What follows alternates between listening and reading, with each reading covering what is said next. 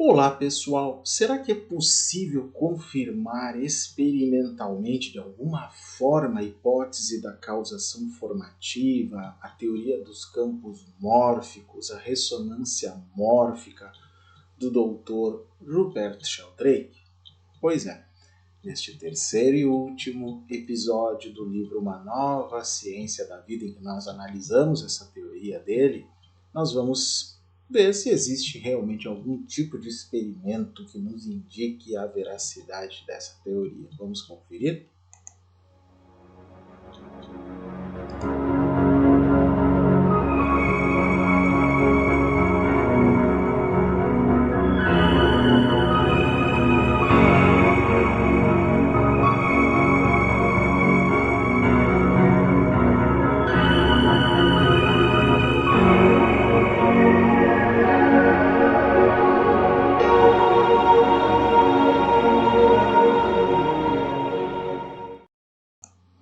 Então, pessoal, este é o nosso terceiro e último episódio em que nós estamos apresentando para vocês de uma forma resumida, mas ao mesmo tempo bem completa, a hipótese da causação formativa, da qual faz parte a teoria dos campos morfogenéticos, os campos mórficos e a ressonância mórfica. Esses quatro conceitos, por sinal, hipótese da causação formativa, campos morfogenéticos, campos mórficos e ressonância mórfica, eu já expliquei nos dois primeiros episódios. No anterior, inclusive, mais para o final, dei um resuminho de tudo isso para não ter dúvidas. Subentenda-se que quem chegou até aqui, obviamente que assistiu esses episódios e já tem uma ideia do que eu estou falando. Caso você tenha caído de paraquedas aqui, porque às vezes o algoritmo traz você para o último episódio, isso é normal, nós temos aqui na descrição do nosso vídeo os links dos dois primeiros episódios.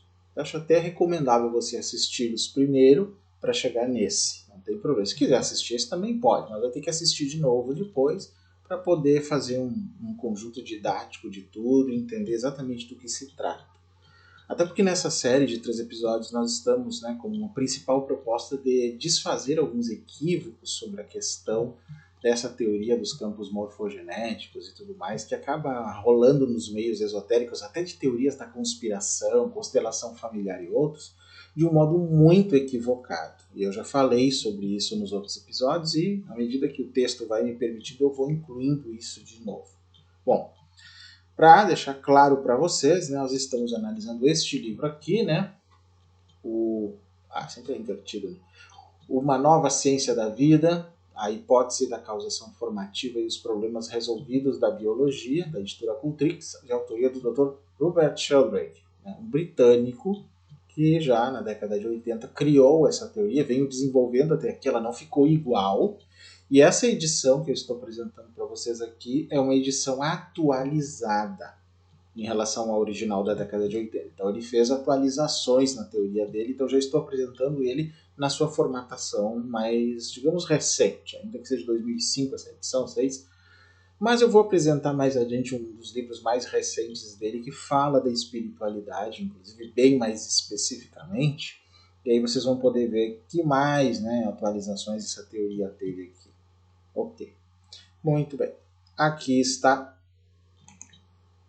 então o Rupert Sheldrake.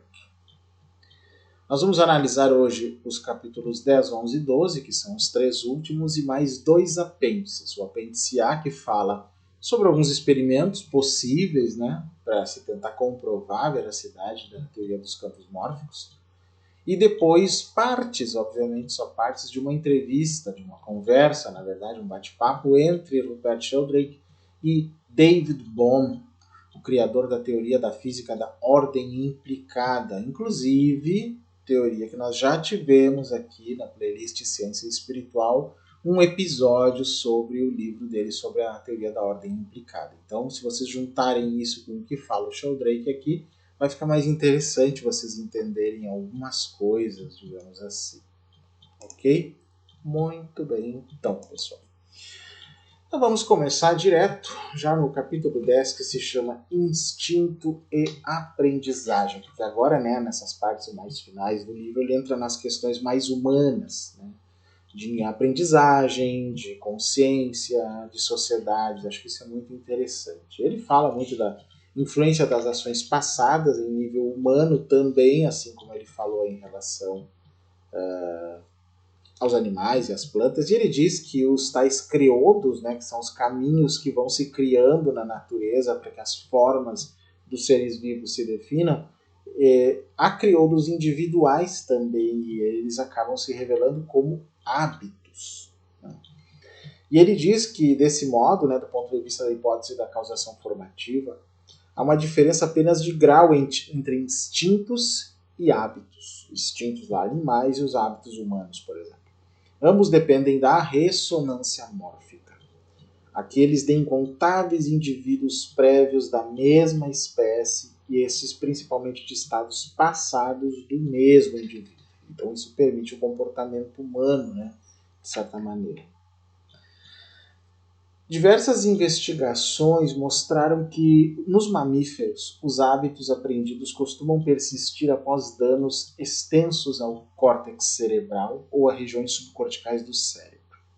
Ademais, quando ocorre de fato a perda de memória, ela não se relaciona diretamente com a localização das lesões, mas com a quantidade total de tecido destruído. Tem a ver com uma quantidade, né?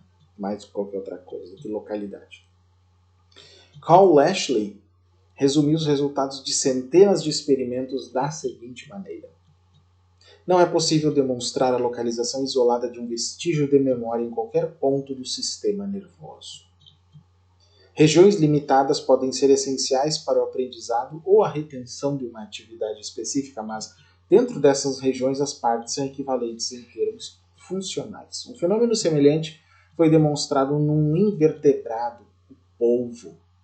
Observações sobre a sobrevivência de hábitos aprendidos após a destruição de diversas partes do lobo vertical do cérebro levaram à conclusão aparentemente paradoxal de que a memória está ao mesmo tempo em toda parte e em nenhum lugar em particular. O mesmo vale para a consciência, gente. Que tem conexão com memória, mas não é a mesma coisa, obviamente. Para a consciência. Eles não conseguem achar. Existem já matérias que falam que a consciência pode ter funcionar num nível quântico. Matérias bem recentes, desse ano de 2023, inclusive de artigos científicos, corroboram um pouco o que já está colocado nesse livro do Sheldrake, que é de, 20 anos atrás, a atualização, né, quase. Mas ele é mais antigo ainda, na década de 80. Né? Essas descobertas são extremamente intrigantes do ponto de vista mecanicista. Numa tentativa de justificá-las, o neurocientista Carl Pilbram sugeriu que vestígios de memória são de algum modo distribuídos dentro do cérebro de maneira análoga ao armazenamento de informações na forma de padrões de interferência num holograma. E hoje se usa a teoria de que tem uma conexão quântica, né, um nível quântico. Mas isso não é mais do que uma especulação vaga. Pois é, temos que considerar essas questões também, né? E isso tudo está dentro do grande problema da consciência, né, do problema mais difícil. Bom, aí tem uma parte que eu acho muito interessante do livro dele, que é aprendizado por meio da intuição. Se pode dizer que ocorre um aprendizado quando há uma mudança adaptativa relativamente permanente no comportamento como resultado de experiências passadas. Então, se pode distinguir 4 categorias gerais nesse sentido. Qual é o tipo? O tipo 1 é o tipo mais universal, encontrado até em organismos unicelulares. É a habitualização, que pode ser definida como a diminuição da reação como resultado de estímulo repetitivo que não é acompanhado por nenhum tipo de reforço. Um exemplo comum é a diminuição do alarme ou de reações de evasão a novos estímulos que se revelam inofensivos. Os animais se acostumam a eles. Esse fenômeno implica a existência de algum tipo de memória, mesmo uma ameba que não tenha um cérebro nem nada, né? Que permite que os estímulos sejam reconhecidos quando ocorrem. Isso é um sinal da inteligência da ameba de alguma forma, ou pelo menos de uma percepção cognitiva, com toda certeza. Com toda certeza, né? Na hipótese da causação formativa, esse reconhecimento deve-se primariamente à ressonância mórfica do organismo com seus próprios estados passados. Seria uma outra forma de explicar essa, digamos, percepção cognitiva que vem pela memória, né? Inclusive aqueles estados passados produzidos por novos estímulos sensoriais, e aqueles estados novos também. Então essa ressonância serve para manter ou mesmo redefinir a identidade do organismo consigo mesmo no passado. Estímulos repetitivos do ambiente para os quais as reações não são reforçadas tornar-se-ão efetivamente parte do próprio histórico do organismo. De modo contrário, quaisquer características novas do ambiente irão se destacar porque não são identificadas com facilidade. Geralmente o animal vai reagir com aversão ou alarme, exatamente porque os estímulos não são familiares. Qual é a segunda categoria geral de aprendizado por meio da intuição? Em todos os animais, padrões inatos de atividade motora aparecem à medida que os indivíduos crescem. Embora alguns sejam realizados à perfeição desde a primeira vez em que são executados, outros melhoram com o tempo, é o caso nosso, por exemplo. As primeiras tentativas de uma jovem ave para alçar voo, por exemplo, ou as primeiras tentativas de um jovem mamífero para andar, podem ser parcialmente bem-sucedidas, mas melhoram após novas tentativas. Se quem viu um cavalo nascendo, viu que ele logo já levanta, né, já fica em pé, é a mesma situação, né? Do ponto de vista da hipótese da causação formativa, esse tipo de aprendizado pode ser interpretado sob a ótica da regulação comportamental. O primeiro foi a habitualização, essa é a regulação comportamental. A ressonância mórfica de incontáveis membros passados da espécie produz um crioulo automaticamente médio que governa as primeiras tentativas de um animal para realizar um padrão específico de movimento inato. Que nem uma criança aprendendo a andar que, né, em milhares de repetições e caindo tudo, o cérebro vai fazendo, sei lá, um aprendizado, um cálculo ali e a pessoa aprende como nós andamos hoje. Aliás, gente, não sei se vocês sabem, nenhum ser humano anda igual a outro, sabiam? Claro que tem umas pessoas que andam num modo às vezes um pouco diferente, exótico, estranho para alguns, isso se destaca mais. Mas mesmo as pessoas que aparentemente andam do mesmo jeito, se a gente for analisar num laboratório, né, fazer uma análise científica daquele andar, né, vocês vão ver que há diferença. Ou seja, cada corpo aprendeu o seu jeito para se manter em pé e em equilíbrio. É interessante isso, né? Muito interessante mesmo.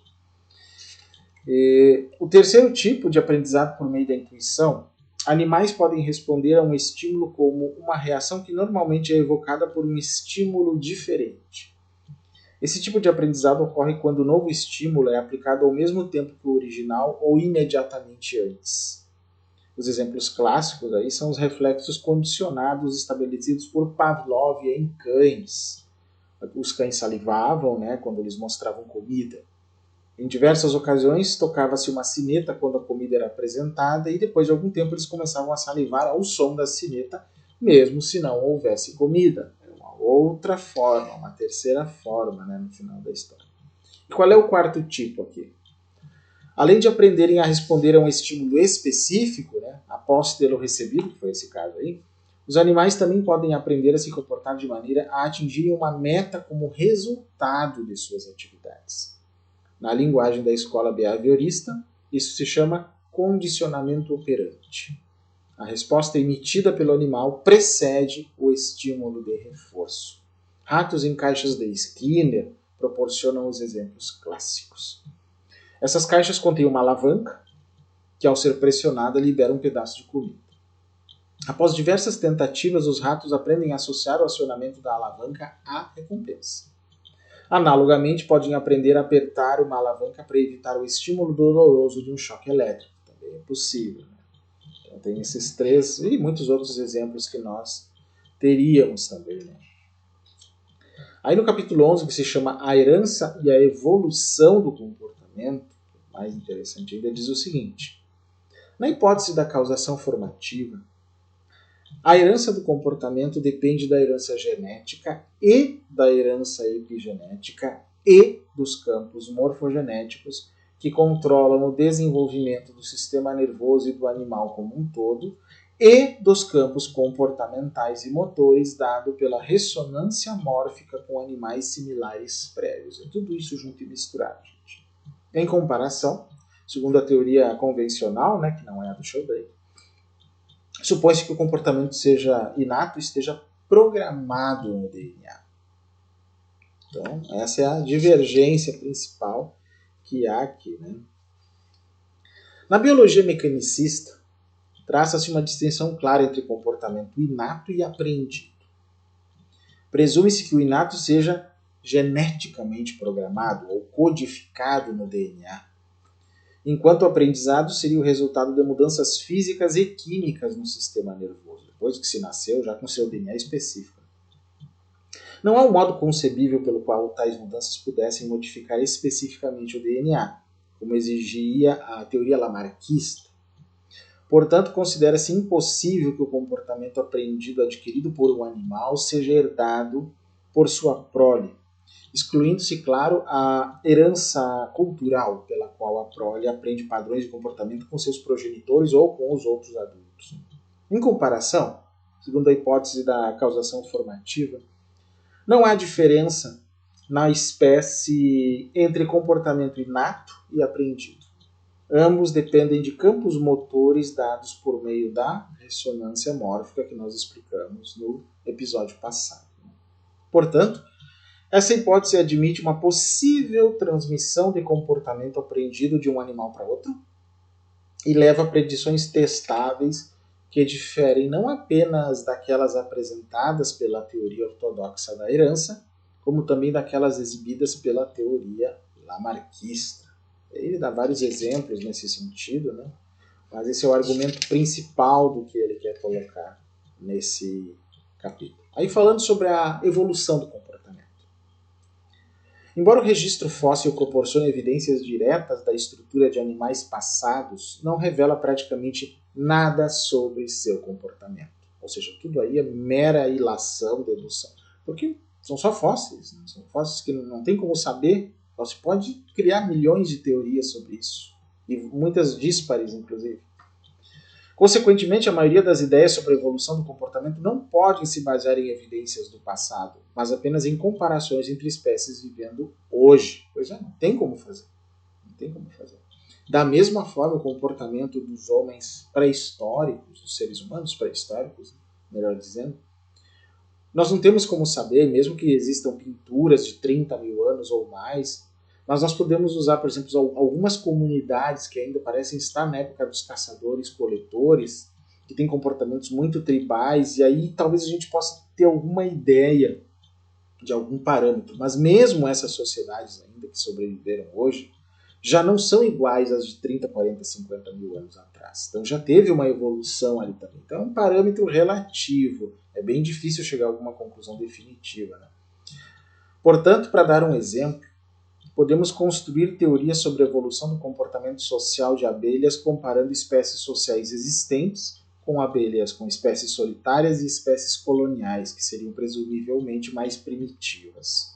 Contudo, por mais razoáveis que essas teorias possam parecer, nunca poderão ser mais do que especulativas. Ademais, teorias de evolução comportamental dependem de suposições sobre o modo pelo qual o comportamento é herdado, pois muito pouco se conhece do fato. Ele está falando de teorias de evolução comportamental, não é a mesma coisa que teoria de evolução das espécies, que é o darwinismo e o neodarwinismo. Ele não está praticamente contestando isso. Só que as teorias de evolução comportamental, qual é o fóssil da evolução comportamental? O fóssil da evolução biológica são aqueles que se acham pelo mundo todo, né? Então tem como saber como eram os ossos, né, algumas partes, e aí tentar deduzir que tipo de tecido revestia isso, e essa parte da dedução também é bastante imprecisa muitas vezes. Né? É baseado em situações que eu chamo de tentar tapar os furos para completar esse lego biológico aí, né, de certa maneira. Mas o nível comportamental não deixa nenhum tipo de fóssil, gente. Como é que faz? Realmente é sempre sujeito a debate, a divergência, e não tem muito o que fazer. A teoria neodarwinista presume que o comportamento inato está programado ou codificado no DNA, e que novos tipos de comportamento são causados por mutações aleatórias. Além disso, a seleção natural privilegia mutantes favoráveis, né? Logo, desenvolvem-se os instintos, porque os mutantes desfavoráveis morrem, perecem e não deixam descendência. Também se presume que as mutações aleatórias deem aos animais a capacidade para tipos específicos de aprendizado. Assim, animais cuja sobrevivência e reprodução se beneficiam dessas capacidades são favorecidos pela seleção natural. E assim se desenvolvem as capacidades de aprendizado. Mesmo a tendência para o comportamento aprendido tornar-se inato, pode ser atribuída a mutações aleatórias pelo hipotético efeito Baldwin. Animais podem responder a novas situações aprendendo a se comportar de forma apropriada. Mutações aleatórias que fazem com que esse comportamento apareça sem a necessidade de aprendizado serão favorecidos pela seleção natural. Logo, o comportamento que antes era aprendido pode tornar-se inato, mas não por causa de uma herança de características adquiridas, e sim porque mutações apropriadas acontecem por acaso e são selecionadas. Essa é a visão neo-darwinista, não necessariamente a hipótese do Sheldrake. Parece não haver praticamente nenhum limite ao que pode ser explicado invocando-se mutações aleatórias, ou seja, ele critica a noção de mutações aleatórias favoráveis, que alteram a programação genética do comportamento. Essas teorias neo-darwinistas podem ser desenvolvidas de forma matemática por cálculos feitos com base nas fórmulas da genética populacional teórica. Mas como essas especulações não podem ser testadas, não têm valor independente. Meramente acrescentam-se as premissas mecanicistas das quais partem. E aquilo que não pode ser testado em ciência, científico não é. Pode ser uma teoria física, né? uma filosofia, filosofar sobre a ciência, quase uma metafísica, dependendo do que é, mas não chega a ser, não pode ser testado, não é científico, gente. Por isso, inclusive, que há uma grande diferença entre ciência e religião. Porque não se presume que as afirmações da religião sejam testáveis ou testadas. Não é esse o objetivo. Se essas religiões se propuserem a ser ciência, aí para isso terá que ser testável. Enquanto uma pessoa é religiosa e diz que acredita em Deus e faz as suas práticas nisso, a ciência não tem nada a ver com isso. Né? E porque ele não está fazendo uma afirmação científica, é uma crença dele. Não pode ser testada uma crença nesse sentido. Agora, se ele cria, por exemplo, uma teoria científica que envolva Deus, como é o caso do design inteligente, ele quer considerar isso ciência, isso precisa ser testável. Tem que ser de alguma forma comprovável e não por teorias metafísicas, tem que ser de alguma forma científica. Assim como a gente consegue confirmar cientificamente que o fogo queima metendo a mão no fogo. Não tem que fazer assim, né, gente? Qualquer substância. É só um exemplo meio grosso, né, meio grosseiro. Mas é assim a questão. A hipótese da causação formativa leva a interpretações muito diferentes da evolução do comportamento. Se mudanças genéticas influenciam o comportamento, imagina-se que a seleção natural pode levar a alterações no pool genético das populações. Mas os padrões específicos de comportamento em si dependem da herança de campos comportamentais pela ressonância mórfica, que são os padrões específicos de comportamento. Quanto mais um padrão de comportamento se repete, mais forte será a ressonância. Tecnicamente, quanto mais seres humanos começaram a pensar, mais a ressonância fez com que a espécie humana pudesse pensar. Quanto mais o ser humano começou a falar, mais a espécie humana, por ressonância mórfica, começou a ter capacidade de falar. Claro que aí foram surgindo formas diferentes, as adaptabilidades explicam a quantidade de línguas diferentes e tudo mais. A adaptabilidade explica a torre de Babel linguística que nós temos no mundo, usando a teoria de Sheldrake. Assim, a repetição de comportamentos instintivos tenderá a fixar cada vez mais os instintos. Por outro lado, se padrões de comportamento variam de indivíduo para outro, a ressonância mórfica não produzirá creodos bem definidos, ou caminhos bem definidos, por exemplo, para que todos os seres humanos pensem, para que todos os seres humanos tenham capacidade de falar, de usar línguas, ou manejar instrumentos, né, e tudo mais. Logo, o comportamento será menos estereotipado. Quanto maior a variedade de comportamento, maior o escopo de variação para as gerações futuras, que é o que aconteceu. Esse tipo de evolução que permite o surgimento da inteligência ocorreu até certo ponto entre as aves, mais nos mamíferos e, sobretudo, nos humanos. Existem algumas aves muito inteligentes, é o caso do corvo, as próprias galinhas, né? Os papagaios. Tem várias aves que são muito inteligentes, mas não significa que todas elas tenham essa mesma inteligência de uma cacatua, por exemplo. Mas nos mamíferos, sim, todos os mamíferos têm um grau de inteligência, alguns mais que outros. Cães e gatos, por exemplo, visivelmente. Né? E, sobretudo, nos humanos. Né? Em alguns casos, o comportamento semi-aprendido pode ter se desenvolvido a partir de um histórico completamente instintivo. Um modo pelo qual isso pode ter acontecido, é a hibridização das raças com diferentes crioudos ou diferentes modos, né, de se chegar a alguma coisa, dando origem a campos motores compostos com mais amplitude para variações individuais. Nessa mesma lógica, por exemplo, o Homo neanderthalensis, que é o homem de Neandertal, tinha provavelmente seus próprios crioudos de desenvolvimento, seus caminhos, que envolveriam a capacidade da arte, o pensamento, talvez até línguas, segundo se percebe. Em alguns assentamentos deles se percebe que eles enterravam os mortos, tinha alguma coisa ritualística ali. E o homem de Neandertal não é um Homo sapiens, é uma outra espécie de ser humano. Mas a hibridização, que deve ter ocorrido em algum momento, entre as até agora descobertas 21 espécies de Homo, ou seja, 21 espécies de seres humanos diferentes, né? Uma delas é o Homo sapiens, tem outras 20, uma dessas outras 20 é o Homo neanderthalensis e assim por diante, se misturaram ao longo dos milhares de anos, ou milhões, e isso explica o que ele acabou de colocar. Os crioudos, né? Os caminhos que cada grupo tinha no seu desenvolvimento se misturaram, isso deu variabilidade até à espécie humana.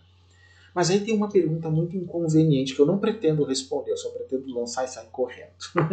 Que é o seguinte, sim, se vamos ver que seja 21, pode ser mais, né? 21 número de espécies humanas ao longo da história que se misturaram no mundo todo. A gente não pode pensar que essas espécies se misturaram homogeneamente pelo mundo todo. Será possível? Acho que não. Isso não causaria diferenças na espécie final que nós temos hoje, que é o Homo sapiens, produto de 21 espécies diferentes, ainda que sejam as 21? E se nós tivermos partes do mundo em que alguns grupos humanos descendem de uma mistura de 15 e não de 21, ou outra de 10, ou talvez nunca exista um grupo humano que realmente descenda de 21? O que isso quer dizer?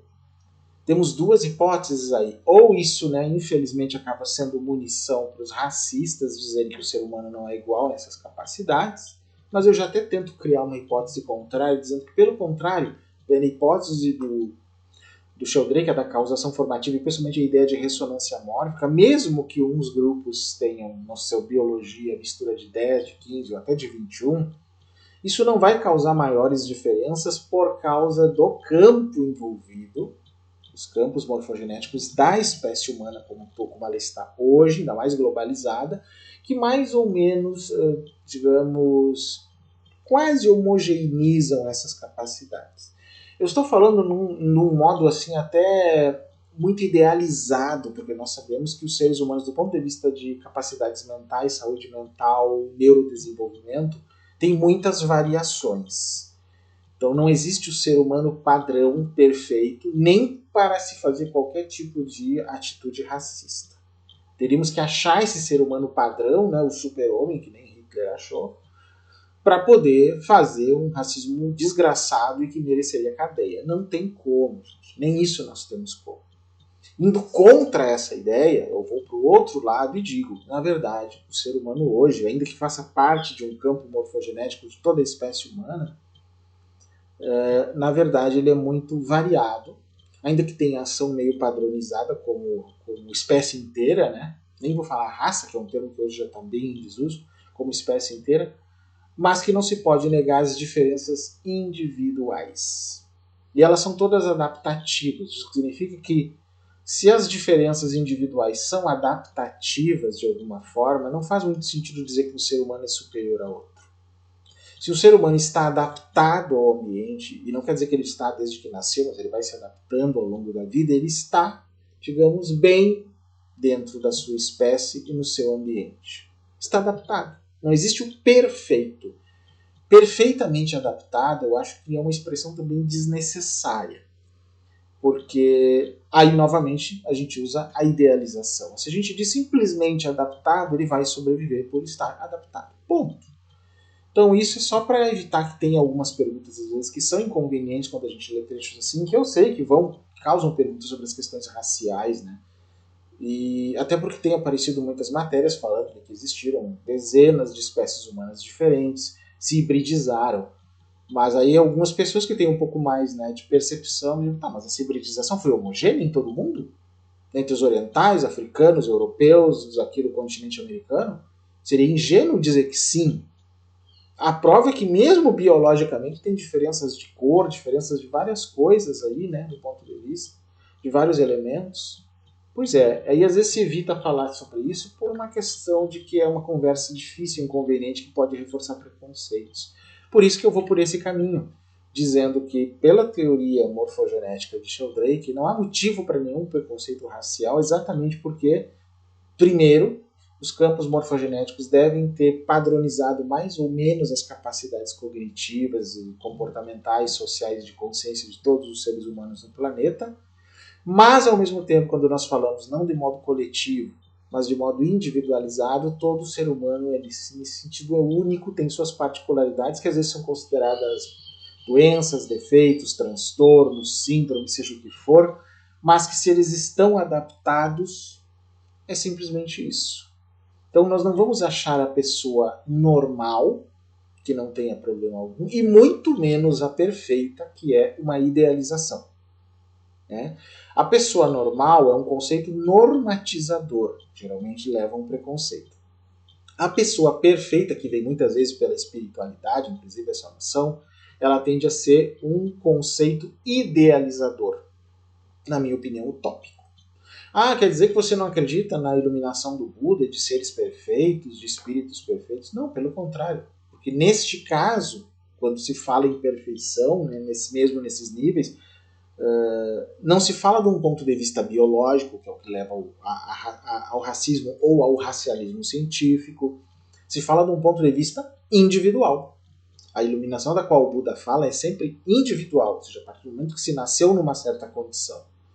Então nós estamos tratando aqui, na teoria dos campos morfogenéticos, da condição com que se nasceu. A espiritualidade começa a trabalhar a partir daí. Espero ter me feito entender, né, gente? Vamos fazer um esforcinho que dá para entender, se não é tão complicado. Né? Muito bem, vamos adiante aqui nas coisas que ele coloca. Se o padrão de comportamento devido a um novo campo comportamental prejudicar a capacidade de sobrevivência e reprodução dos animais, ele não se repetirá com muita frequência. Animais que persistirem nesse comportamento serão eliminados pela seleção natural. Mas se o novo padrão de comportamento ajudar os animais a sobreviver e a se reproduzir, haverá tendência para que ele se repita e seja reforçado pela ressonância mórfica. Vou fazer nova digressão aqui para explicar como que esse trechinho do Sheldrake explicaria a homossexualidade. Não só a homossexualidade, mas todo o espectro do LGBT. Né? E nem estou falando, eu até vou considerar o seguinte, né? Eu vou falar mais especificamente das relações entre pessoas do mesmo sexo que não gerem prole, especificamente biológica. Né? E mais até dos homens, porque as mulheres, mesmo sendo lésbicas, podem engravidar, então isso não é a questão. Né? Também geram. E os homens também, muitas vezes, também tiveram filhos de alguma forma. Né? Mas vamos considerar aquela teoria, né, que os preconceituosos sempre usam. Por quê? Se nós acreditamos que se nasce em relação à orientação sexual, um homem gay, uma mulher lésbica, ou até alguém bissexual, que é o define, ainda teria a geração de prole naturalmente, por que, se é natural, como nós dizemos, e isso se percebe em centenas de espécies animais já, por que a natureza privilegiaria, ou pelo menos permitiria ainda a existência de uma tendência que aparentemente não gera prole? Aparentemente, como eu disse. A minha resposta é, primeiro, que é só aparentemente. Primeiro elemento, né? Muitas lésbicas têm filhos antes de casarem com uma pessoa do mesmo sexo, ou mesmo existindo hoje com a tecnologia, inclusive por inseminação artificial. Muitos homens, né, embora não tenham eu chamo de privilégio biológico da mulher, né, ter filhos sempre. Muitos acabam sendo pais em várias condições, seja antes de se assumirem ou mesmo depois. Né? Então, isso não é um parâmetro. Mas vamos considerar que realmente, assim, num cálculo mais simplista, não gerassem. Por que a natureza ainda, aparentemente, faz com que nasçam pessoas entre 10, 12, 15%, ou até mais, segundo um, de pessoas dessas três orientações aí, pelo menos, né? O gay, lésbico e bissexual. Por quê? Qual a vantagem evolutiva? O próprio Sheldrake disse, quando um tipo de creodo ou um campo morfogenético, um campo comportamental não é vantagem, ele deixa de aparecer. Se não fosse vantagem, não nasceriam pessoas assim. Mas qual é a vantagem de nascerem pessoas assim? Aí nós analisamos. Ele disse que para um campo desse se manter, ele precisa ajudar o animal, no caso o animal humano então, a sobreviver e a se reproduzir. Bom, é sabido que os LGBT, de certa forma, são os que mais cuidam dos seus. Cuidam de irmãos, cuidam de sobrinhos, cuidam das irmãs, cuidam dos pais, cuidam de vários, né? Adotam. Do ponto de vista morfogenético, isso significaria uma vantagem para a sobrevivência da espécie, sim, porque há um cuidado extra. Faz sentido? Na minha cabeça faz. Eu sei que eu estou usando uma teoria biológica organísmica, né, para explicar isso, mas acho que faz sentido. E ela continua usando a mesma lógica de todo o movimento LGBTQIA+, no mundo, de que a nossa orientação sexual, ela vem com a gente. Ela não é uma falta de vergonha, não é um pecado, não é uma coisa que possa ser mudada por alguma terapia de reversão ou coisa assim. Não, gente. É algo que vem com a pessoa. Né? E mesmo assim, do ponto de vista morfogenético e dos campos comportamentais, esse comportamento é mutável, que é a parte mais polêmica desse meu discurso aqui. Há, por exemplo, em várias espécies de peixes, anfíbios e alguns outros animais, uma possibilidade em ambientes extremos de que alguns dos seus exemplares mudem o seu sexo, mudem o comportamento sexual, ou no caso dos bonobos, usam a sexualidade com o mesmo sexo por questões sociais, de interação, de amizade, até de domínio e outros. Então tem uma função nos campos comportamentais também. Tanto que dizem que esse era o motivo dos gregos de Esparta, né, serem incentivados lá os soldados a, né, meio que ficarem na broderagem entre eles, porque isso reforçava a amizade. Pode ser, acho que é uma ideia. Apesar de a gente ter dificuldade em confirmar historicamente tudo isso, né, mas acho que faz algum sentido. Teria essa função, gente. Então acho que é de se pensar. Estou tentando trazer a teoria do Sr. Drake para um nível assim, super moderno de discussão, né, gente? Animais superiores costumam se comportar de maneira mais flexível do que animais inferiores, inclusive baseado no que eu acabei de falar. Né? No entanto, essa flexibilidade se restringe aos primeiros estágios de uma sequência de comportamento, especialmente a fase apetitiva inicial. Os estágios posteriores, e em particular o estágio final, o ato consumatório, são realizados de maneira estereotipada com padrões fixos de ação. É a forma de comportamento das espécies. Embora a gama de comportamentos, a gama de variação do comportamento humano seja bem ampla quando se leva em conta a espécie como um todo, em qualquer sociedade específica, as atividades dos indivíduos tendem a recair num número limitado de padrões. As pessoas costumam repetir atividades tipicamente estruturadas que já foram realizadas inúmeras vezes por muitas gerações de antecessores. Entre elas, falar determinada língua, habilidades associadas com caça, lavoura, tecelagem, fabricação de ferramentas, culinária, coisas assim. Música e dança. E os tipos de comportamento específicos de certos papéis sociais. Podemos imaginar todos eles como campos mórficos. Inclusive campos mórficos do papel social homem-mulher num casamento foi gerado por um tipo de comportamento e atualmente está se modificando. Não é culpa do PT, não é culpa dos esquerdistas, da esquerdalha, não é nada disso. É o comportamento humano que está mudando. As famílias já não são só de um homem, uma mulher e os filhos. Pode ser um homem, uma mulher. Pode ser até o trisal, né, gente? Pode ser os avós que criam sozinhos. Podem ser irmãos que criam seus irmãos. Podem ser amigos, héteros ou não, que resolvem criar alguém em conjunto. Sim, vocês sabiam, para vocês que não sabem, que tem pessoas heterossexuais, tipo um homem e uma mulher, são só amigos, não são um casal, se tornaram meio que celibatários, resolvem adotar uma criança em conjunto? Sim. Você vê que tem gays assim também que não são um casal, eles não têm relação entre eles. Amigos que fazem isso também. Pois é. E até geram filhos, não é nem só adotar. Então, esse padrão mórfico parece estar modificando. Mas como diz o Shodrich, essas modificações ocorrem e se mantêm quando são benéficas para a espécie. São benéficas para a sobrevivência? Ajudam esses seres que estão envolvidos a sobreviver? Sim.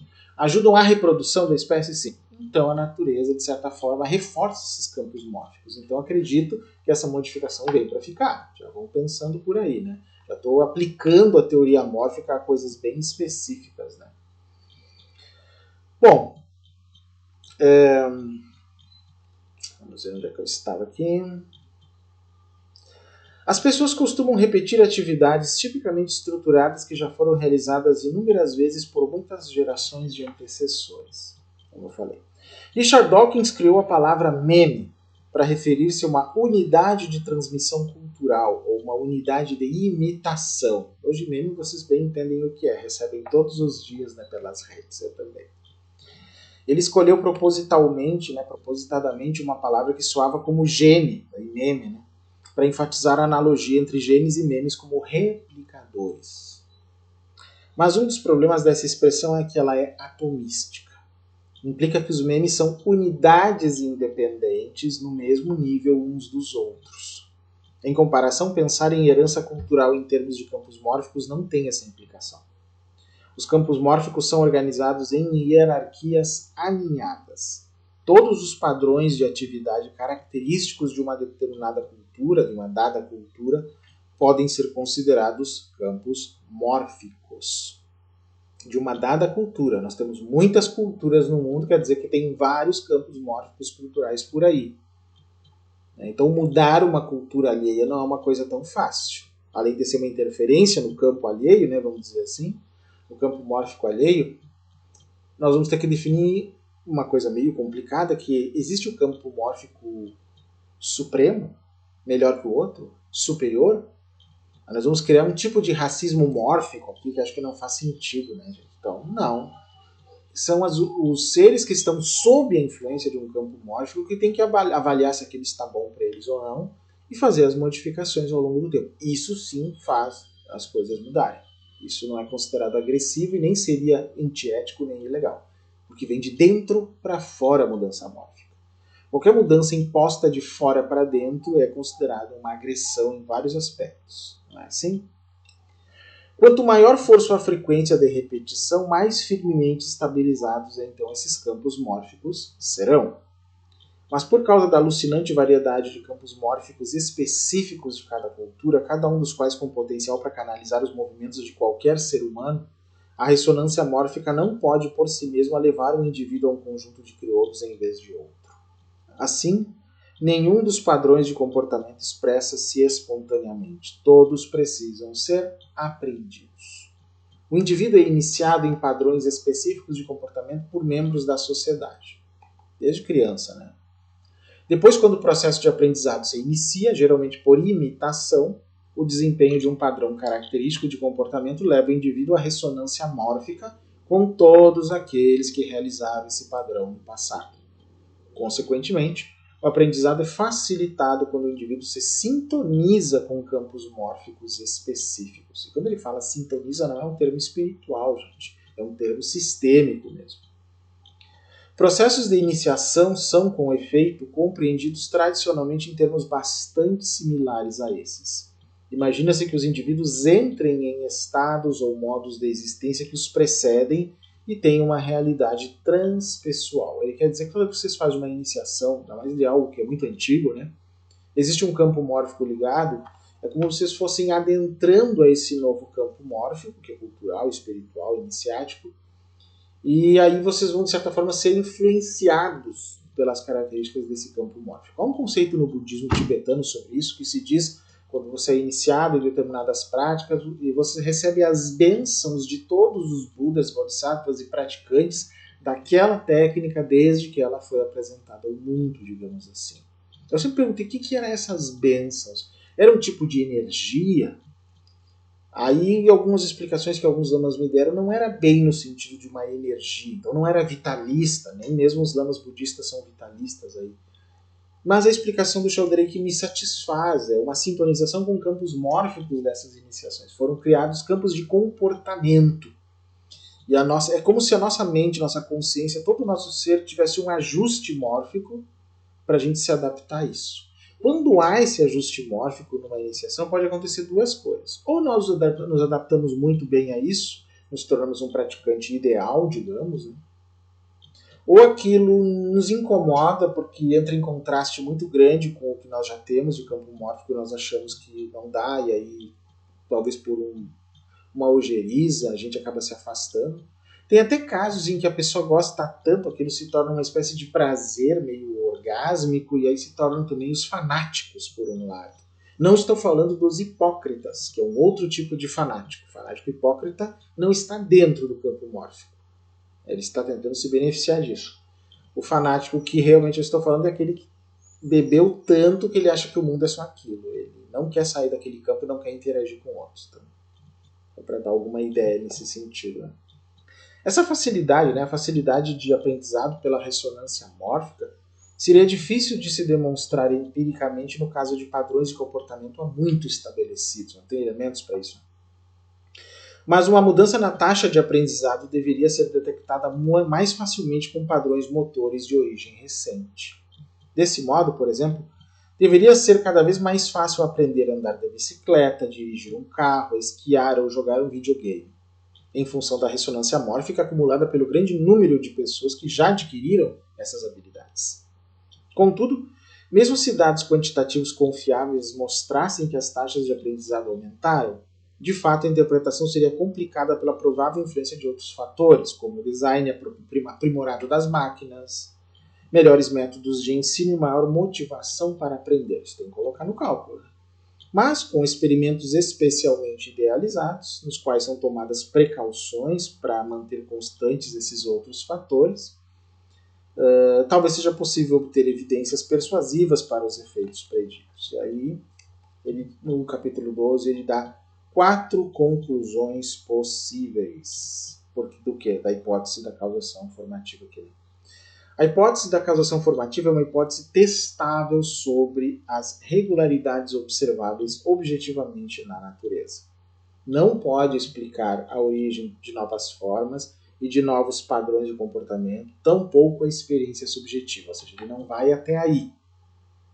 Para ir aí a gente precisa de outras pesquisas, outras coisas, até da espiritualidade. Tais explicações só podem ser dadas por teorias da realidade bem mais abrangente do que as da ciência natural, ou, em outras palavras, por teorias metafísicas, que é o que flerta lá com o espiritual, né, gente? Para ilustrar a importante diferença entre o âmbito da ciência e o da metafísica, né, vai se esboçar aqui brevemente 4 teorias metafísicas diferentes. As 4 são compatíveis com a hipótese da causação formativa. E essa é bem interessante, essa parte do livro. Do ponto de vista da ciência natural, a escolha entre elas é aberta. A primeira delas é o materialismo modificado, que eu digo que é um dualismo materialista. Como é que é essa primeira hipótese? A primeira conclusão, digamos assim, mais especificamente. O materialismo parte da premissa de que apenas a matéria é real. Logo, tudo que existe ou é matéria, ou depende totalmente da matéria para sua existência. No entanto, o conceito de matéria não tem significado fixo. À luz da física moderna, ele já foi ampliado para incluir campos físicos, e partículas materiais foram consideradas formas de energia. A filosofia do materialismo foi modificada conforme esses critérios, sendo às vezes chamadas de fisicalismo para refletir essa mudança. Então, antes se imaginava que matéria era a parte dura aqui da mesa onde eu estou, que eu consigo bater. Os átomos, o não divisíveis, sem tomos, né, sem divisão, átomos seriam partículas finais indivisíveis, que depois se viu que não eram finais, porque tem as subpartículas. Aí se viu, bom, se não tem a partícula definitiva, né, do modelo construtor, desses blocos de construção, o que é a matéria? Aí colapsou, já não, matéria é energia. Aí o Einstein mesmo colocou essa questão da relação entre massa e energia. Ah, tá, então matéria é toda forma de energia. Bom, aí os campos eletromagnéticos e outros entraram na conta porque produzem energia e tudo, né? podem ser captados, então campos eletromagnéticos são matéria, mas não são átomos.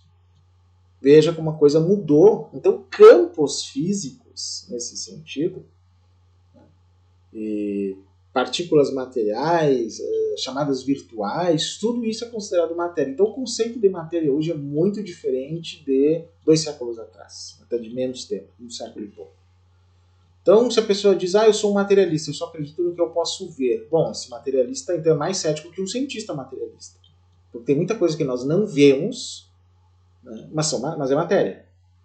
Muita coisa da teoria quântica não se percebe, não se vê, mas é matéria. Né? Então, não é bem assim, né, gente? Nem tudo que é invisível não é matéria.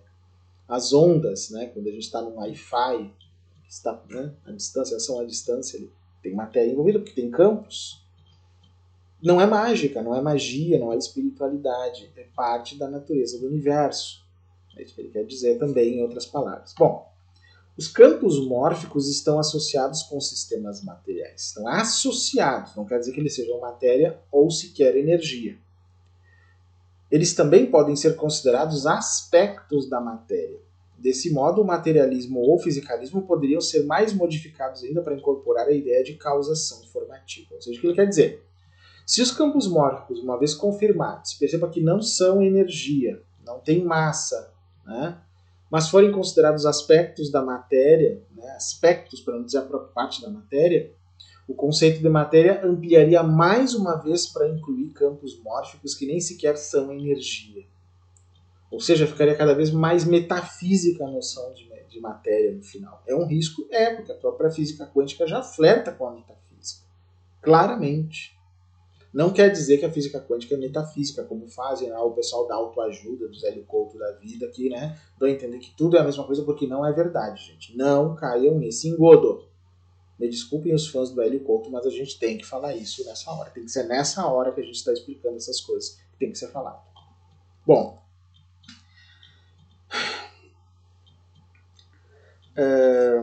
o materialismo nega, a priori, a existência de qualquer agente causal não material.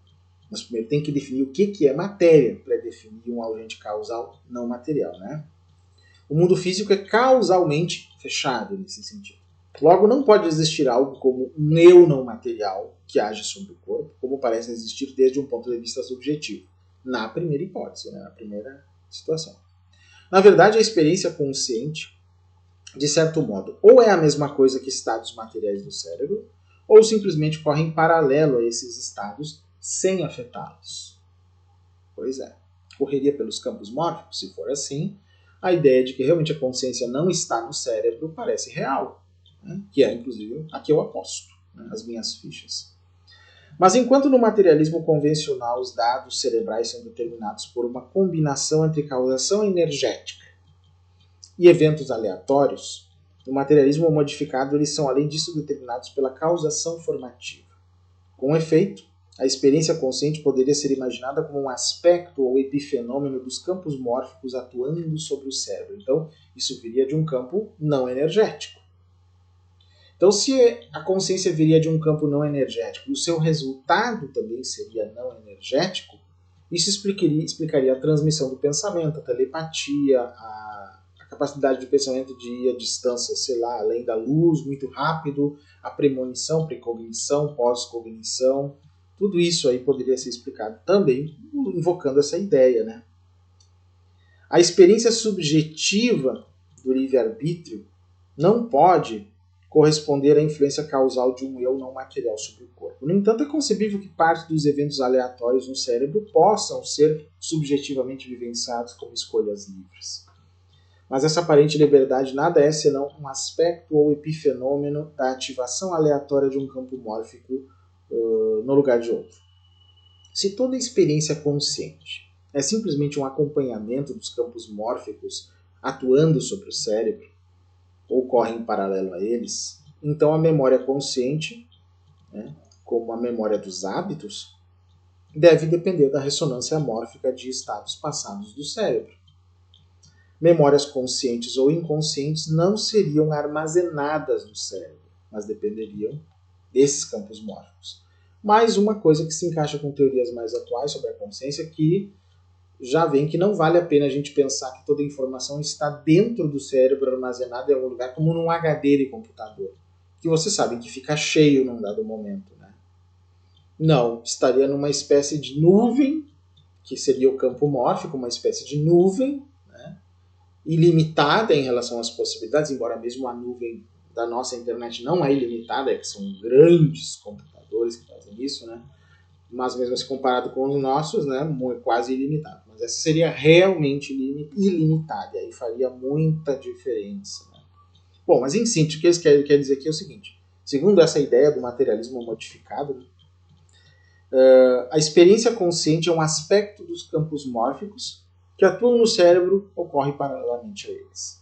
Toda atividade, toda criatividade humana, como a criatividade evolutiva, deve, em última análise, ser atribuída ao acaso, se a gente adotar essa hipótese. Tem mais 3 ainda, né?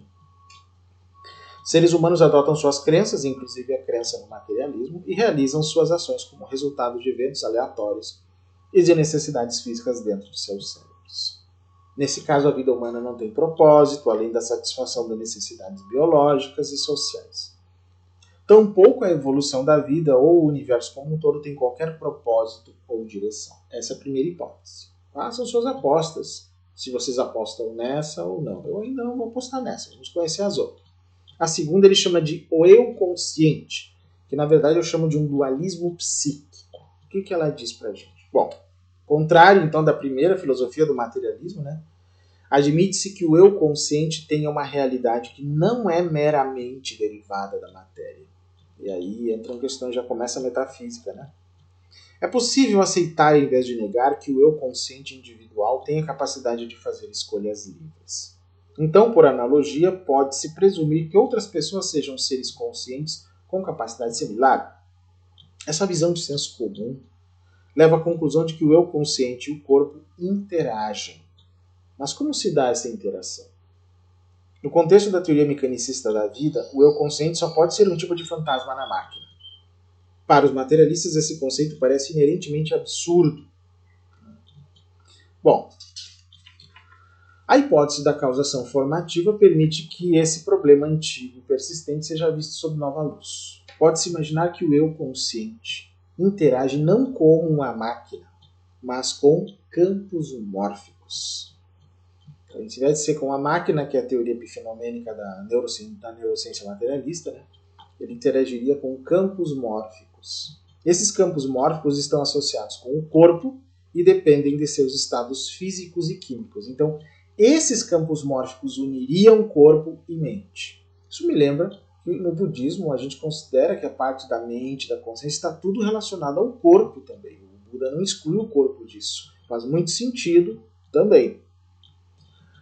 Mas o eu não é a mesma coisa que os campos mórficos. Nem sua experiência é meramente um paralelo das mudanças que ocorrem no cérebro em função da causação energética e formativa.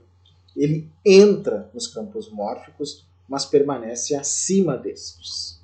É quase uma explicação budista da mente superior aqui, né, eu acho, no final da história. Bem interessante essa outra hipótese, né?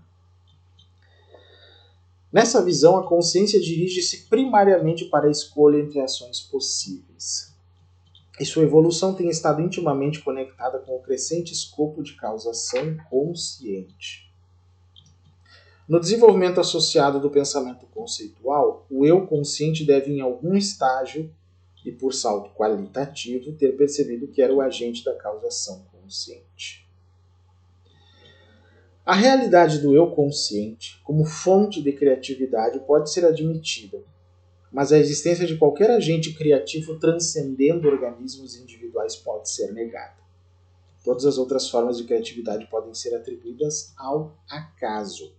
Ir além disso envolve a admissão de fontes de criatividade que transcendem organismos individuais, né, que é o que nós vamos discutir depois, na terceira hipótese, que ele chama de o universo criativo, e que eu rebatizei como não dualismo não teísta.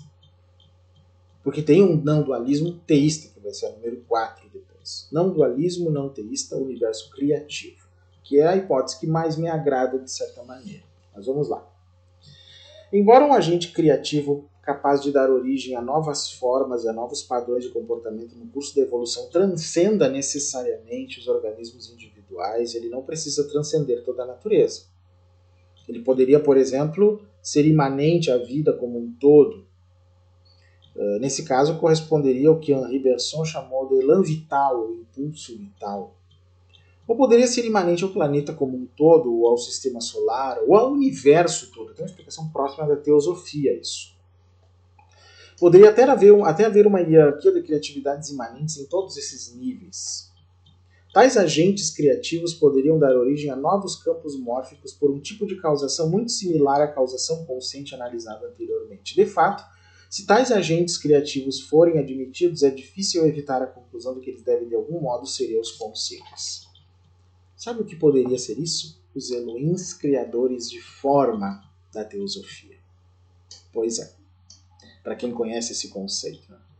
Se tal hierarquia de eus conscientes, né? Se existe tal hierarquia de eus conscientes, então aqueles situados nos níveis superiores podem muito bem expressar sua criatividade por meio dos que estão nos níveis inferiores. E se tal agente criativo de nível superior atua sobre a consciência humana, os pensamentos e ações aos quais dão origem podem, na realidade, ser vivenciados como provenientes de uma fonte externa. Essa experiência de inspiração é um fato bem conhecido. Isso explicaria a mediunidade, a inspiração, canalização, processo de possessão em vários tipos de rituais antigos, até no candomblé. Explicaria muita coisa, os contatos de Blavatsky, né, se é que são verdadeiros. E assim vai. De muitos outros que teriam tido contatos com fontes de consciência aparentemente superiores. Explicaria? Explicaria. Nesse aspecto hierárquico que ele está usando aqui. Além disso, se tais eus superiores, entre aspas, ele coloca, são imanentes à natureza, né?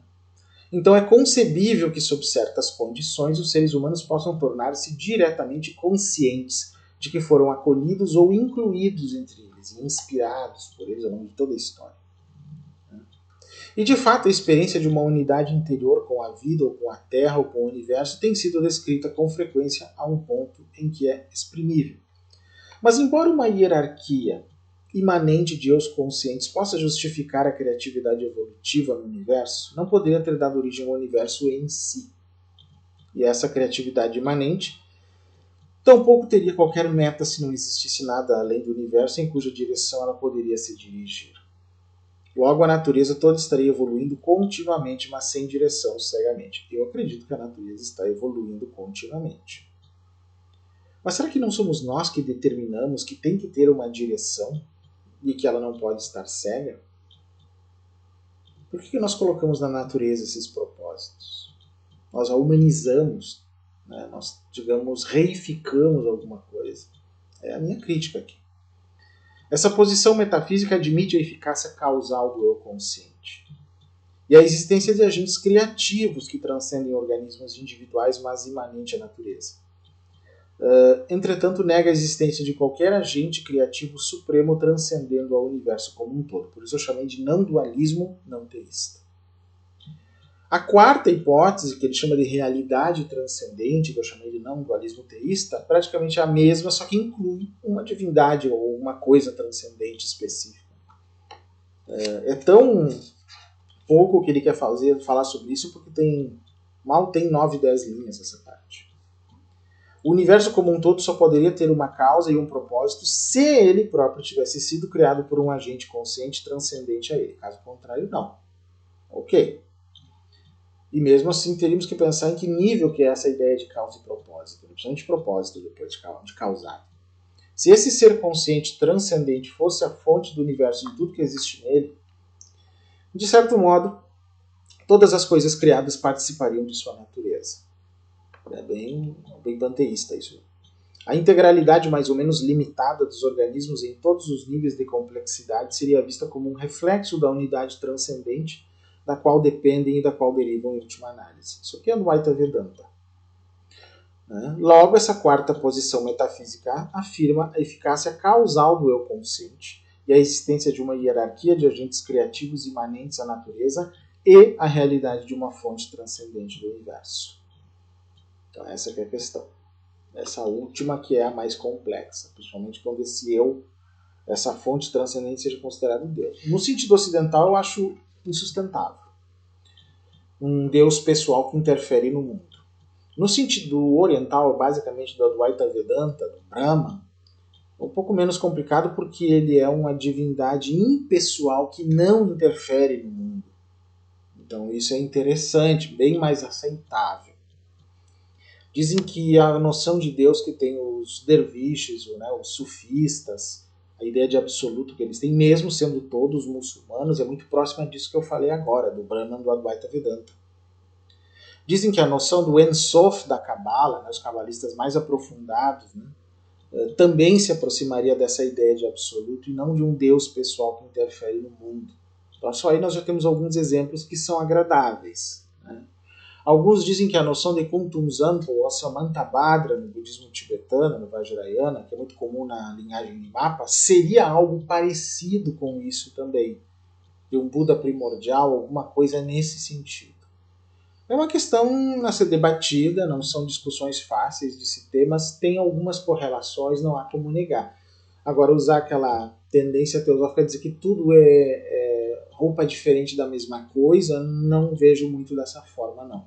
Temos que analisar as características, as peculiaridades de cada definição aí filosófica, digamos assim.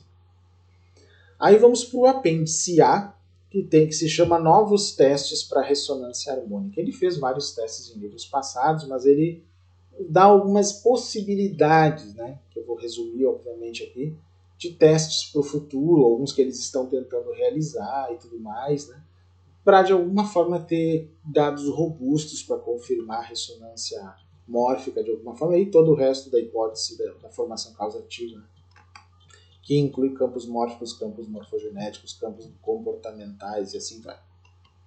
Bom, há duas abordagens para um teste da hipótese da causação formativa. A primeira por meio de campos mórficos que conectam partes de uma unidade mórfica no espaço. Então, pega partes de uma unidade mórfica, tipo vários seres humanos, conectados por campos mórficos num espaço. Né? A segunda por meio da ressonância mórfica e de influência cumulativa no tempo. Então, além de ter um campo mórfico que define, digamos, conecta partes, ou vários seres humanos, ou todos os gatos, ou todos os cães, ou todos os papagaios, né, numa unidade de espaço, o campo mórfico faz isso. Mas eles também estão conectados no tempo pelas descendências da espécie, né, e isso é definido pela ressonância mórfica, que faz com que os novos indivíduos nasçam do mesmo jeito, aprendam a mesma coisa e tudo mais. Se houver modificações, seja pelo ambiente, por vários fatores, isso também vai se acumulando na ressonância mórfica e muda o campo mórfico. Acho que assim vai ficar menos confuso, né? Se não, voltem lá para o vídeo 1, gente, aí vocês vão entender melhor. Pesquisas sobre o aspecto espacial dos campos mórficos trataram principalmente de campos sociais e perceptivos. Então ele sugeriu aqui nesse apêndice vários tipos de pesquisas, né? Com condensados de Bose-Einstein, que é o superfluido, com pontos de fusão, que ele também explica, é bem mais técnico isso, por isso que eu estou passando por cima, né? De transformação em cristais, adaptação em culturas de células, porque seria bem complicado para vocês entenderem, o vídeo ficaria muito longo e pareceria que eu estaria falando grego aqui, então não adianta.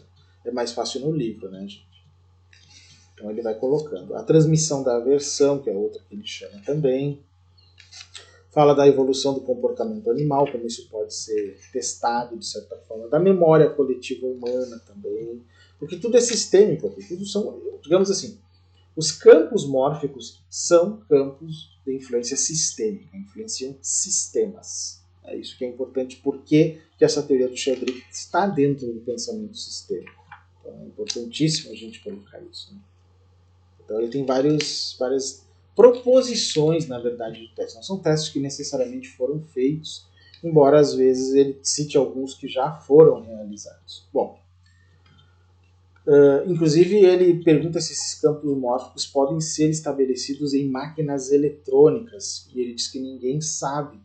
Mas um fato é assim, Campo mórfico tem a ver com o aprendizado de uma unidade mórfica, que pode ser uma espécie, né, alguma coisa assim. Mas se computadores, inteligência artificial, que vão evoluindo, forem considerados unidades mórficas em um dado momento, significa que há um campo mórfico para uma quantidade de inteligências artificiais, de computadores, de androides? Eles então poderiam ter uma consciência a partir dessa causação? É uma possibilidade. E mesmo o Sheldrake diz ninguém sabe, ele não aposta nessa questão, ele só faz a pergunta.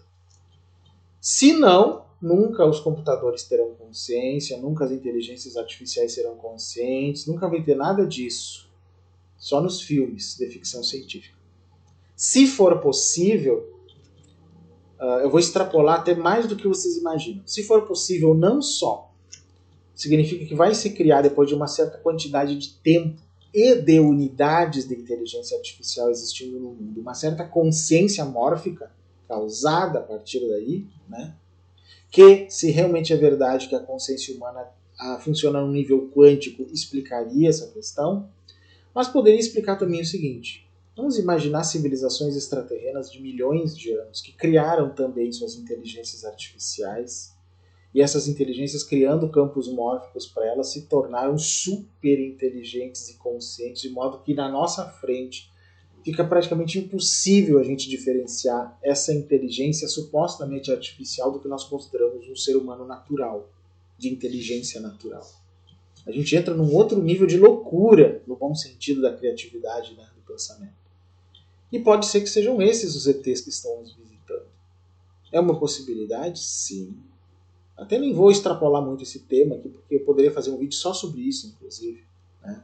Mas só para dar uma contextualização de uma parte que ele usa como curiosidade no livro, mas que eu acho muito interessante. Bom, encaminhando, né, para o final dessa nossa análise, tem o apêndice B, que se chama Campos Mórficos e a Ordem Implicada, ou um diálogo com David Bohm.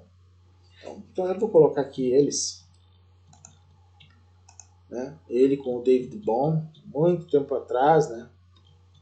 Muito tempo atrás mesmo, e que é uma conversa que eles tiveram sobre as questões dos campos mórficos, que é a teoria do Sheldrake, e a da ordem implicada, que é a teoria do Bohm, né? Do David Bohm, que já faleceu. Né? David Bohm, que é esse da direita aí, né, de camisa branca, ele foi um eminente físico quântico. Quando jovem, trabalhou junto a Albert Einstein, na Universidade de Princeton.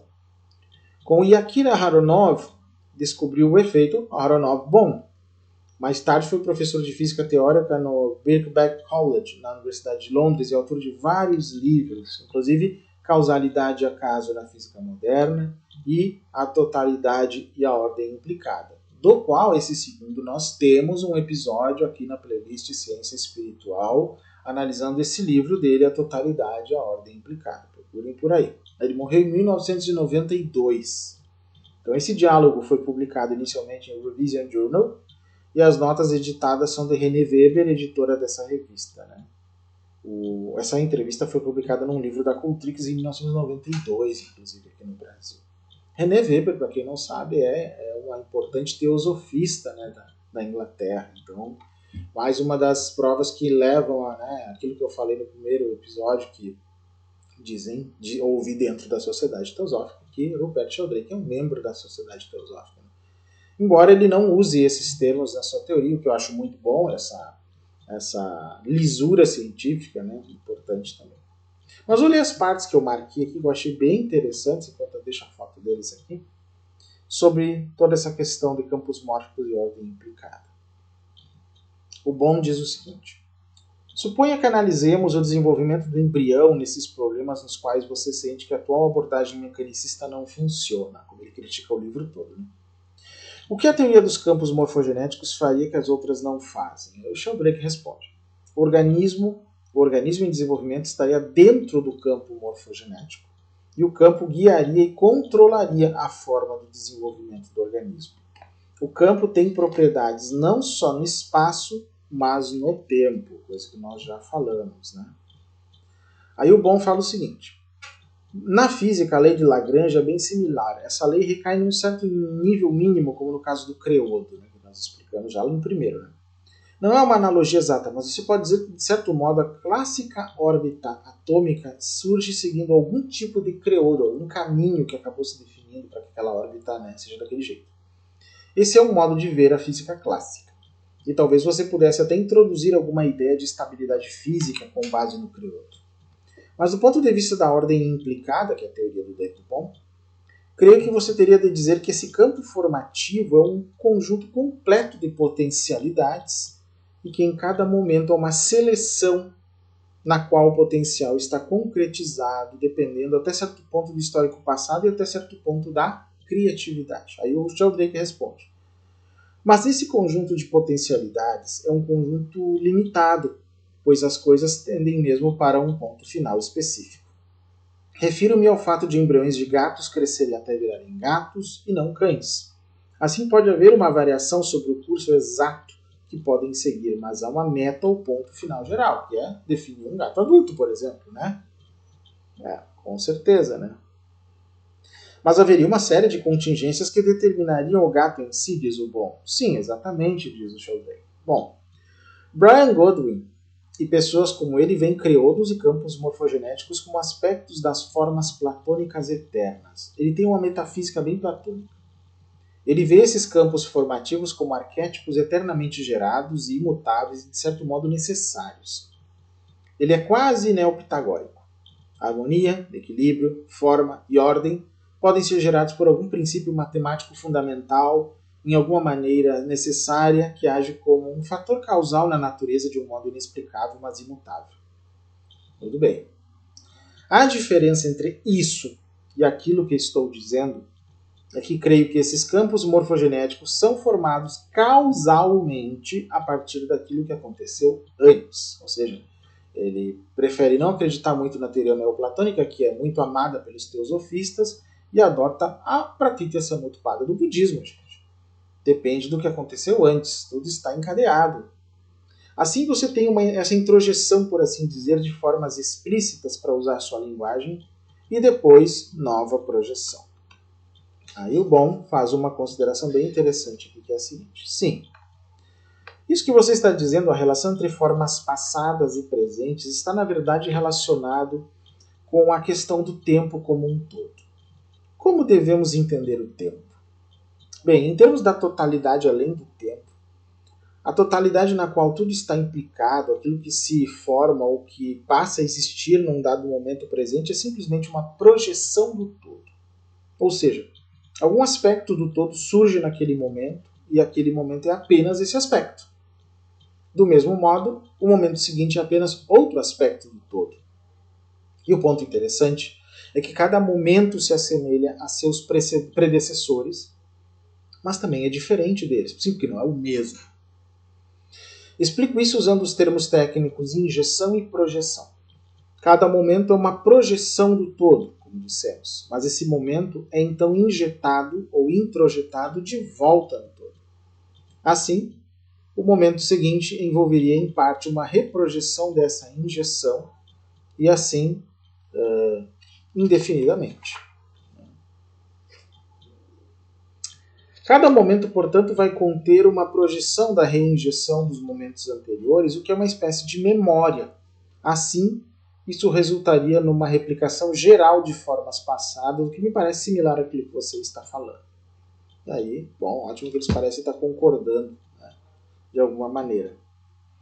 Aí o Sheldrake disse, bem, isso se parece muito com o conceito de ressonância mórfica, segundo o qual as coisas que acontecem no passado, mesmo que estejam separadas umas das outras no tempo e no espaço, podem influenciar coisas similares no presente através do, ao longo do, ou sobre o, seja como queira colocar, espaço e tempo.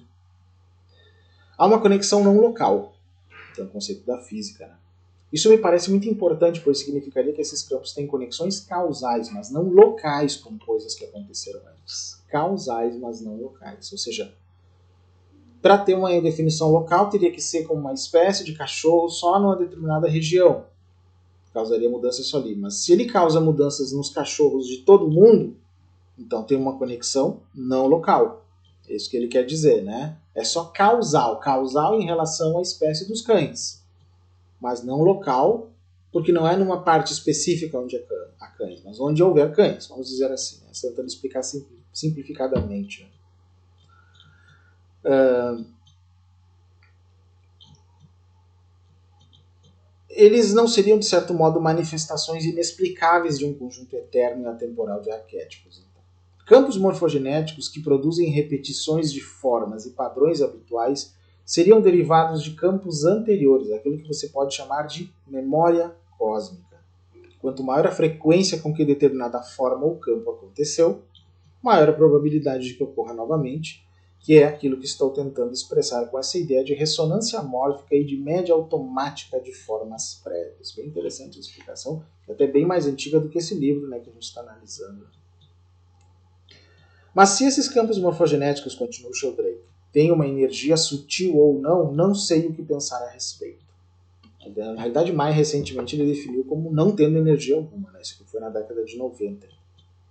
Quando escrevi meu livro, que é a primeira edição desse livro aqui, né, do Uma Nova Ciência da Vida, década de 80, ainda uns anos antes dessa entrevista, tentei traçar uma diferença nítida entre causação formativa e o tipo comum de causação, a causação energética, por exemplo, que é do materialismo, do tipo com o qual as pessoas estão familiarizadas. Né? Por exemplo, empurrar coisas, eletricidade. Por dois motivos. Primeiro, eu queria deixar claro que essa causação formativa é um tipo diferente daquilo que normalmente pensamos como sendo causação. Pode não ser tão diferente quando levamos em consideração a causação através de campos, como na física, mas a segunda razão é que é uma parte importante da minha teoria o fato de esses campos mórficos poderem se propagar através do tempo e do espaço, que eventos passados possam influenciar outros eventos em outros lugares. Mas se esses campos são concebidos como energéticos, no sentido normal da palavra, a maioria das pessoas vai presumir que eles só podem se propagar localmente, segundo algum tipo de lei do inverso do quadrado, pois a maioria das energias conhecidas, luz, gravidade, magnetismo, diminui com a distância, né, nesse caso. E não parece ser o caso aqui, ele quer dizer. Né? Aí o Bohm diz, mas isso não é uma conclusão forçosa. Uma das primeiras interpretações da teoria quântica que desenvolvi era em termos de uma partícula movendo-se num campo, um potencial quântico, na verdade. A principal diferença, diz o Bohm, é que a mecânica quântica não trata do tempo e, portanto, não tem nenhum modo para explicar o efeito cumulativo de formas passadas, que a teoria do Sheldrake tenta explicar. Para fazê-lo, seria preciso uma extensão do modo como a física trata do tempo. Aí o Sheldrake diz, mas você não obtém o tempo na física quando tem um colapso da função de onda? Aí o Bohm respondeu, sim, mas isso está fora da estrutura da física quântica atual. Esse colapso não é tratado por nenhuma lei, o que significa que o passado é, por assim dizer, levado. Veja, a mecânica quântica atual não tem nenhum conceito de movimento, de processo ou de continuidade no tempo. Olha que vergonha, mas é verdade, gente. Na verdade, ela lida apenas com um momento, uma observação e probabilidade de que uma observação será seguida por outra. É isso, basicamente. Mas, obviamente, existe um processo no mundo físico. O que quero dizer é que o processo pode ser compreendido a partir da ordem implicada com essa atividade de reprojeção e reinjeção. A reinjeção é exatamente o que a equação de Schrödinger descreve, e a reprojeção é a etapa seguinte, com a qual a mecânica quântica não lida, exceto pela suposição arbitrária de que a função de onda entra em colapso de um modo que não tem lugar nas leis da física, né, como a equação de Schrödinger. Mas há outra coisa em que a moderna mecânica quântica não lida. Outra coisa com a qual ela não lida. É estranho, mas a física atual não tem contato com o conceito de realidade. Olha a denúncia do David Bohm, gente. Não sei se vocês já viram isso. A física clássica, né, tem, mas a física quântica não há nem um conceito de realidade. Veja, a física clássica tem pelo menos alguma noção de realidade, ao dizer que a realidade consiste numa coleção de partículas que se movem e interagem de certo modo. Mas na física quântica não há nenhum conceito de realidade. Por quê? Pois a física quântica afirma que suas equações não descrevem nada real.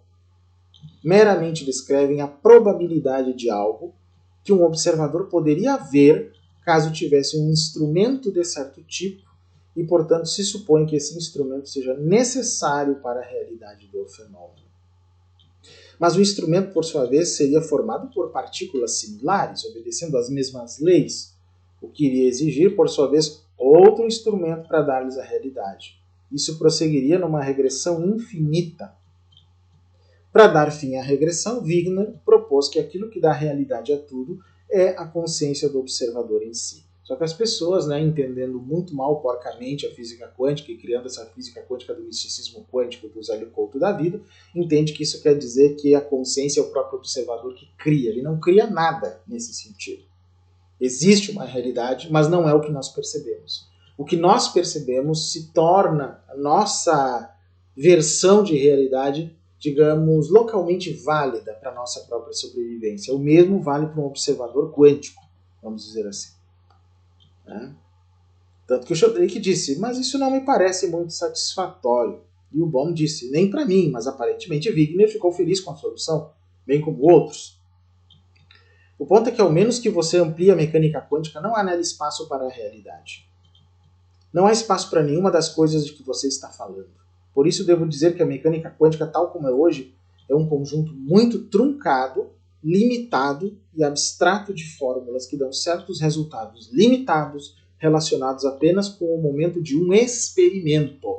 Ou seja, neste momento, David Bohm faz colapsar toda a física quântica gratiluz de Hélio Couto e outros que envolve muito mais do que isso aqui e que não tem nada a ver com física quântica. Não pude me furtar a fazer esse comentário. Aí o Sheldrake pergunta, mas como você acha que podemos obter um conceito da realidade? Essa é a resposta que todos gostariam de ouvir. Aí o Bohm diz o seguinte, bem, eu acho que pela ordem implicada, que é a teoria dele. Temos uma projeção do todo para constituir um momento. Quer dizer, há um todo, que é a realidade, segundo Bohm, que se projeta e cria um momento, por exemplo, uma partícula que vem e colapsa. E podemos dizer que a projeção é o ato de tornar real esse movimento, essa situação. Em outras palavras, a coisa que a física não discute é como diversos momentos sucessivos se relacionam, que é o que vai dar a ideia de realidade. Isso é isso que afirmo que a ordem implicada está tentando fazer.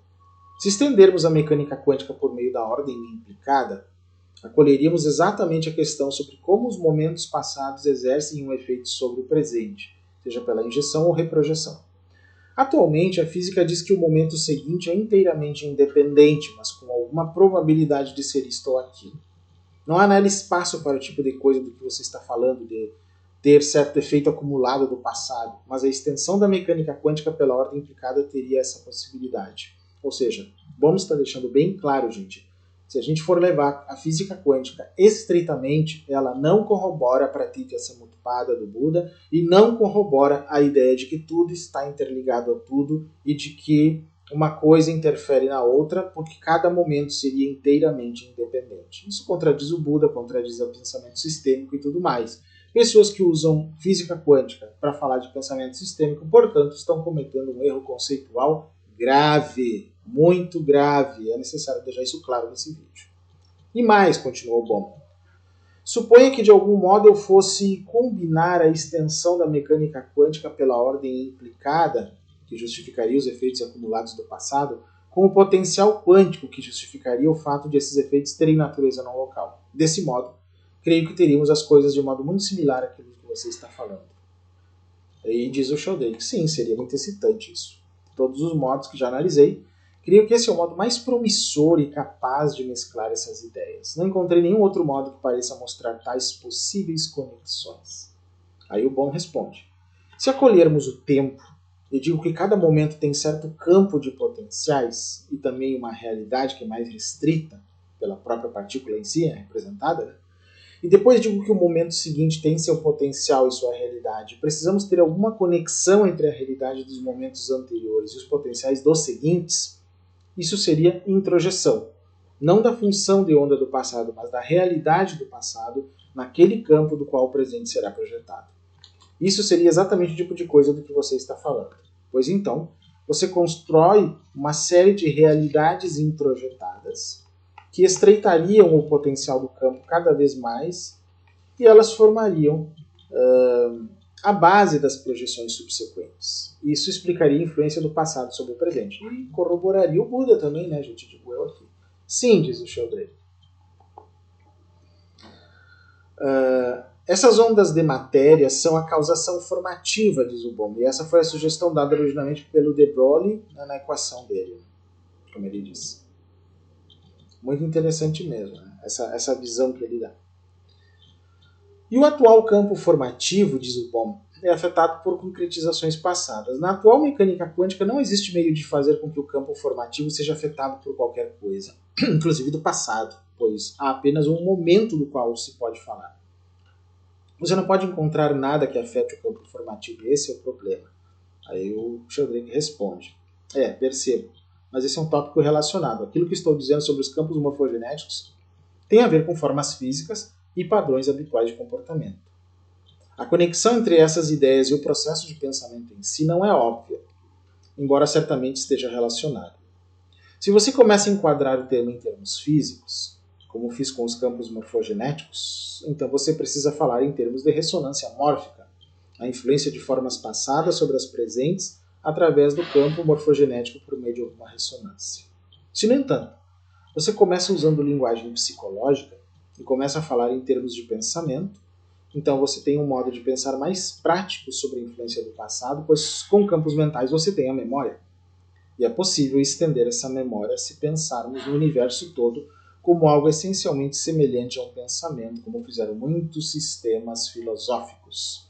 Você poderia dizer que se o universo todo é semelhante a um pensamento, então automaticamente você tem um tipo de desenvolvimento de memória cósmica. Olha aí. E aí terminamos essa parte aqui, porque é onde ele entra no máximo possível, gente, de metafísica. E assim foi a nossa análise, né? Obviamente, do Uma Nova Ciência da Vida, do Rupert Sheldrake. E dá para ver, então, que na hora que se vai usar esse conceito de campos mórficos, campos morfogenéticos em física de Hélio Couto, ou em constelações familiares de qualquer tipo, se tem que ter um certo cuidado com o que se está dizendo. Primeiro, em nenhum momento a teoria do Rupert Sheldrake é moralizante em relação a se é bom ou ruim que os campos mórficos determinam, mas tem a ver com a própria sobrevivência e adaptação da espécie, digamos assim. Mas também diz que isso pode ser mudado quando uma certa quantidade de indivíduos se encaminha para uma outra direção. Então, aí é muito interessante, porque alguns desaforos que nós vemos nas constelações familiares que parecem querer retornar a um equilíbrio anterior desconsidera a possibilidade da mudança. Ainda que diga, vou fazer diferente, isso que tal até seria um elemento aí mórfico nesse processo, mas ele não é tão enfatizado quanto perdoar o opressor, perdoar o abusador, entre outras coisas que dá a entender.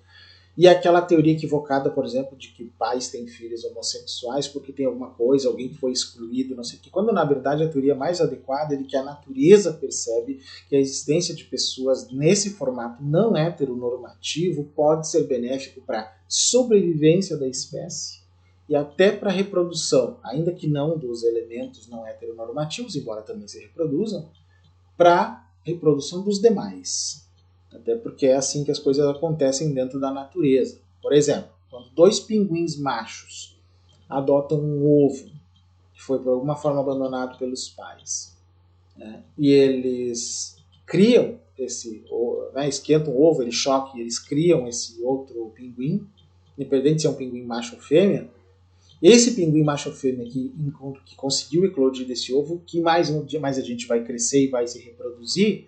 Então eles foram um fator mórfico que permitiu a sobrevivência da espécie e a reprodução, ainda que não eles tenham se reproduzido, porque esse ovo morreria.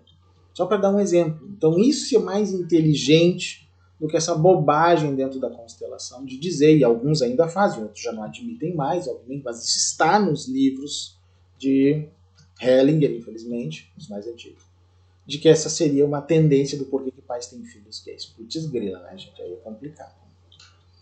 Bom, aqui, gente, terminamos a nossa análise, né, do livro do Rupert Sheldrake, Uma Nova Ciência da Vida. Espero que tenham gostado. Esse aqui foi o episódio mais longo. Todos os três foram um ficando mais longo que o outro pela complexidade do tema também, né? Então ficaram 3 aulas legais, assim podemos dizer para vocês. Espero que tenham gostado mesmo. Gente, inclusive, né, se vocês gostaram, chegaram os 3 episódios, né, considerem, né, de curtir não só esse como os outros 2 episódios, compartilhar essa série, se inscrever no nosso canal se ainda não se inscreveram, isso é totalmente gratuito. Se tornar membro do canal seria muito bom, nos ajudaria ainda mais a expandir o nosso trabalho. Valeu demais, também pode ser usado como doação. E se vocês quiserem fazer um Pix em qualquer valor para o canal, depois de assistir os 3 episódios, Paulo, gostei da forma como você falou do assunto, como explicou um livro tão complexo. De repente eu li anos atrás, não entendi porra nenhuma, larguei, agora ficou um pouquinho menos difícil, né? Porque não creio que seja fácil mesmo, não é? Então eu vou fazer um Pix considerando esses 3, né, vídeos que você fez com a gente. E mais de 3 horas de duração, 3 horas e meia mais ou menos, um pouco mais no total dos 3 vídeos. Agradecer fazendo um Pix em qualquer valor através da chave pixpacetech@gmail.com. Eu agradeço totalmente, completamente o apoio de vocês, pessoal. Quem quiser me seguir nas redes, meu Instagram, @pacetech, Threads, Pacetech, X, _Pacetech, youtube.com/@paulistech, facebook.com/canal Paulistech, e o meu e-mail, pacetech@gmail.com. Vocês podem usar para tudo. Dúvidas, sugestões, críticas, o que vocês quiserem, pessoal. E era isso que eu tinha para hoje e até o próximo episódio da nossa playlist Ciência Espiritual, pessoal. Até lá, então.